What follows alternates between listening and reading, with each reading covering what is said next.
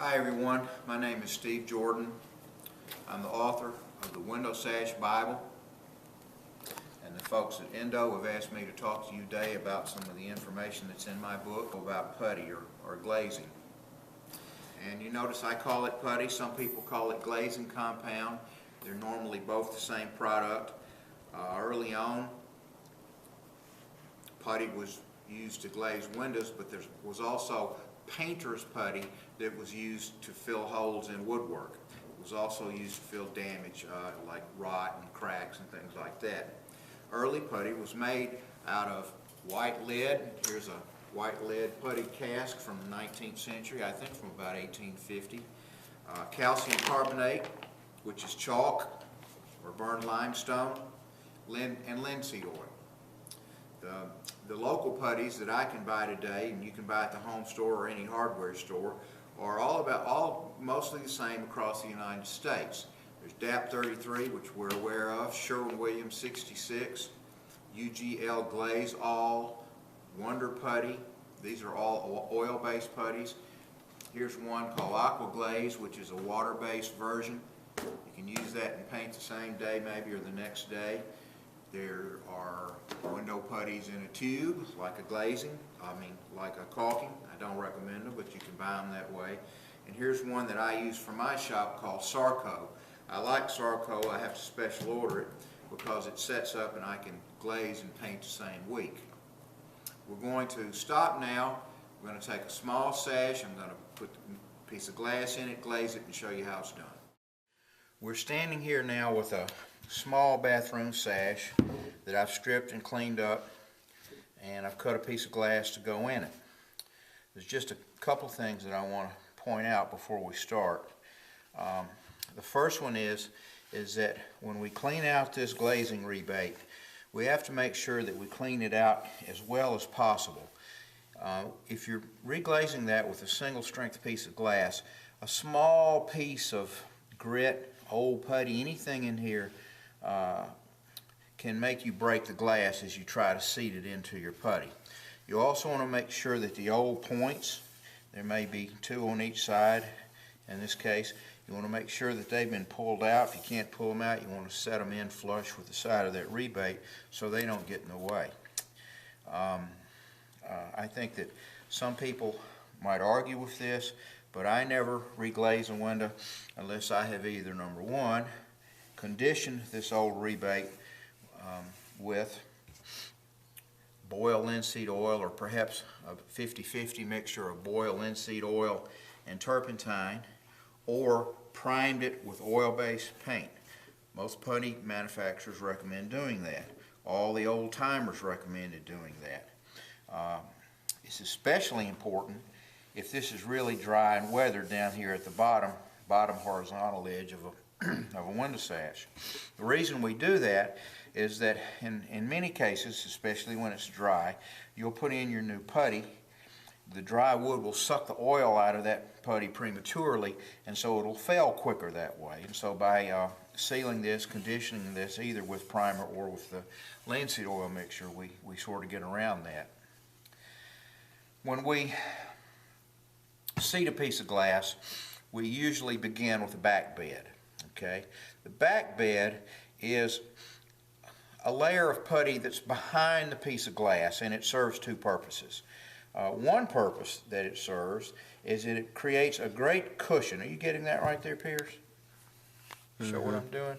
It creates a great cushion for the new piece of glass, and if that rebate is not really even, it evens it out so that I'm less likely to break the piece of glass. Okay? More important, however, is that by putting in this back bed, which is a seal behind the glass won't come loose and rattle like they often do, and it just makes the whole job more energy efficient. Okay? You see, I have been kneading this putty. I got it just like I want it. Alright, there we go.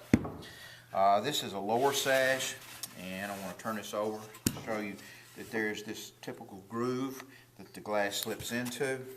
I'm going to glaze that after the fact. Some people will put putty in there now, but if the glass is cut too tightly to the opening, it makes it hard to get in, and I'll show you how I do that. Before we go on, I'll talk a little bit about our glazing knives, okay? Here's some examples. This is just your typical putty knife, all right? I don't know why, but I use and have always used a flexible blade putty knife. Here's another flex blade knife, another flex blade knife. Before I prepared to do this, I came out here thinking that I would show you one of every kind of putty knife, and I don't even have a stiff blade putty knife. I emailed Steve Quillian the other day, and he says he only uses stiff.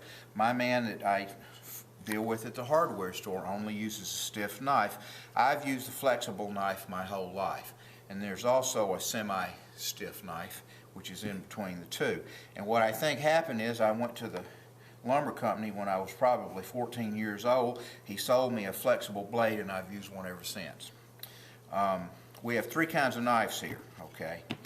This is a back bedding knife. You notice that there's a little curve in it. I wouldn't go out looking for one. They're hard to find, and they're really unnecessary. This is your normal sort of square-edged putty knife. And here's one that I buy at Target. At Lowe's. I love these with this edge because it enables me to square off my corners a little better, to clean them up. We'll talk about that in a minute.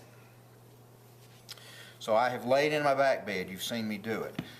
First, I'll show you with this back bedding knife. Then you don't have to do this, folks, but you can. I can just lay this down with this back bedding knife. But I don't have to. I can use my just ordinary knife to lay that putty down. Keep in mind, I don't have to do this, and I'm not going to do that side. I can actually just lay the glass into that back bed. So here I have my piece of glass. I'm going to put it into that slit up at the top. Drop it in, okay? Suction cup enables me to pick the glass up without getting putty all over it, okay? What I want to do with just one pane of glass is go around the edges and push it into the putty, okay? Another way to do this, if you have a whole lot of glass, is to take a random orbit sander, put a piece of towel over the abrasive end of it, and you can vibrate this down flat. It works very quickly if you have a lot of them to do, okay? All right. Okay. So now I have my piece of glass seated into the back bed. At this point, then I have to put in my points. Now, because I work in a window shop, I typically put my points in with a point gun, okay? This is one type of point gun. Actually, the picture framer people like that one. This is an old-fashioned Fletcher gun, okay? Nice. They work nicely and quick. If I didn't have those guns, though, what I would probably use is what's called push points. Buy them at the store. Pierce, can we see those? What those push points look like? Not the triangle ones, but these right here. Okay. Yeah. So those are push points, and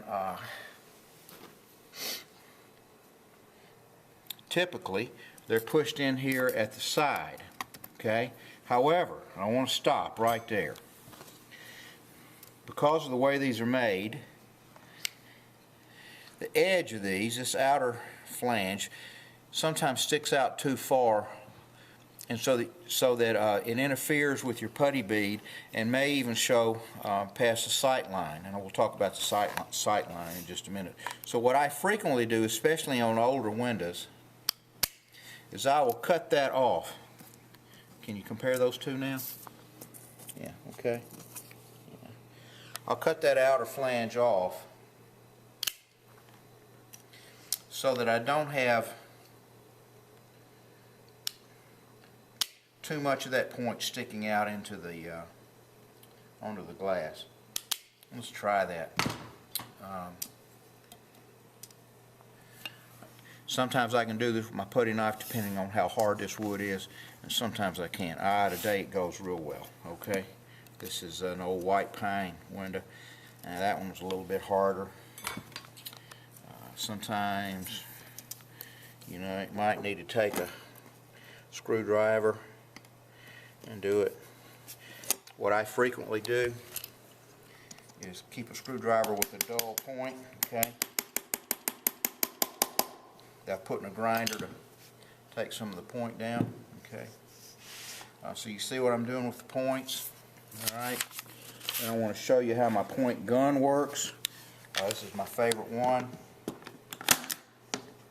I'm going to put these about 6 or 8 inches apart, okay? And I'm looking these, and it looks to me like my point may be sticking out a little bit far, so I'm going to take my special glazing hammer with the triangle side, that triangle point or end that rotates. I'm going to set those in just a little bit. Now, turning it over, you'll see that I have to clean up this slop from my back bed. So what I'm going to do is just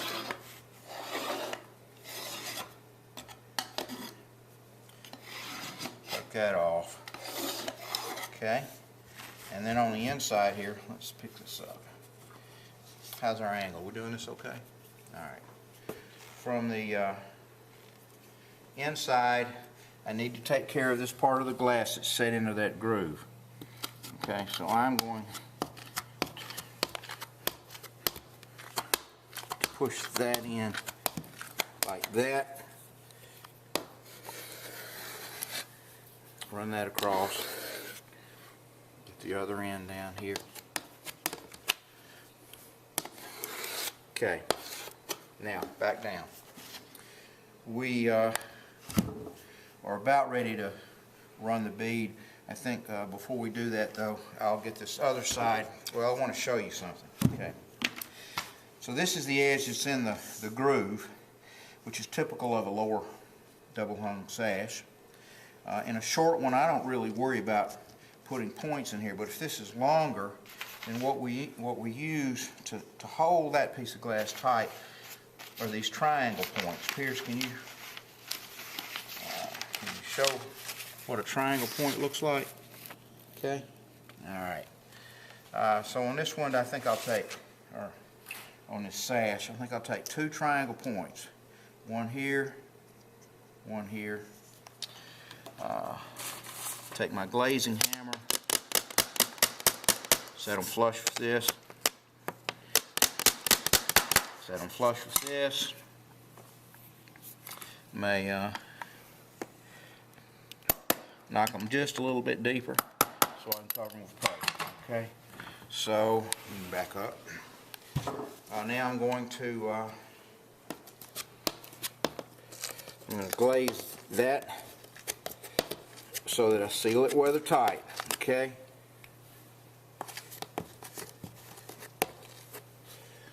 Alright.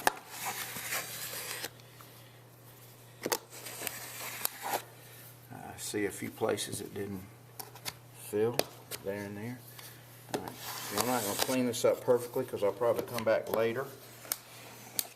Clean it up, but there. Okay. Now I'm going to run my glazing bead. Okay, like I said, I like this one better. Okay.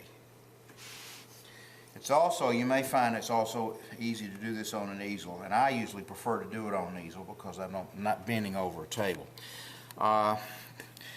Laying in this putty is done a lot of ways. Okay, I have watched people make little snakes and stick in there. I watched Steve Killian down at Wood Window Makeover slam it in there with his hand like that. I don't know, I've developed some strange way of doing it. I got a big glob on the back of my knife, and I've been doing it like that my whole life, and I've been doing this about 50 years. Alright, so now I'm going to run this bead. There are a couple ways you can run the bead, but you need to make sure you're pushing that in tightly so that it's compact, tight, and it's below the sight line. Before we go, let's show you what the sight line is. Here's the sight line looking out from the inside, okay?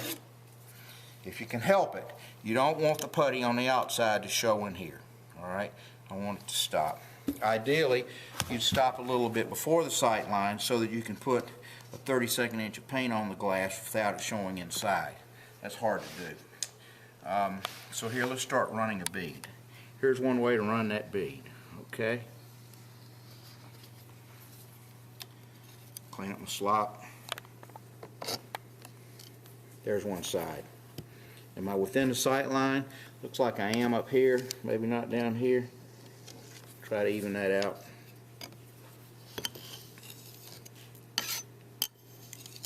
Okay, looks pretty good. And we can clean that up later. Let's do the bottom. I'm just lay it in like I always do. I want you to know that I'm really pushing that in hard, okay? And so, now let's run this bead. Doing this makes me really appreciate working on an easel, okay? That far, I'm going to come in here and try to make my... Alright, now, at the corner down here, we want this to be cleaned up into a nice, hang on, a nice V, okay? That'll drain the water out when it rains on it. So you may at this point see why I like this angle blade, because the angle blade allows me to make that V easier than that. Let's do the other edge now. Okay.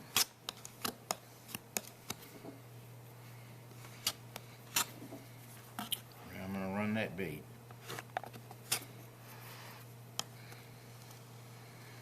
Here we go.